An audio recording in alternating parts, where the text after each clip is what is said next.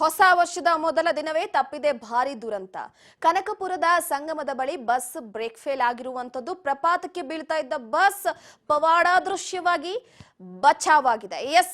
ಹೊಸ ವರ್ಷದ ಮೊದಲ ದಿನವೇ ಭಾರಿ ದೊಡ್ಡದಾದಂತ ದುರಂತ ತಪ್ಪಿದೆ.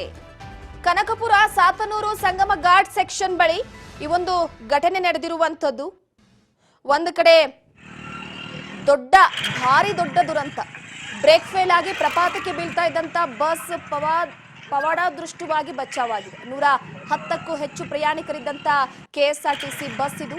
ಕನಕಪುರದ ಸಾತನೂರು ಸಂಗಮ ಘಾಟ್ ಸೆಕ್ಷನ್ ಬಳಿ, ಘಾಟ್ ಸೆಕ್ಷನ್ ಹತ್ರ ಈ ರೀತಿಯಾದಂತ ಘಟನೆ ನಡೀತಾನೆ ಇರುತ್ತೆ. ಸೊ ಅತಿ ಬಹಳ ಎಚ್ಚರಿಕೆಯಿಂದ ಇರಬೇಕಾಗುತ್ತೆ.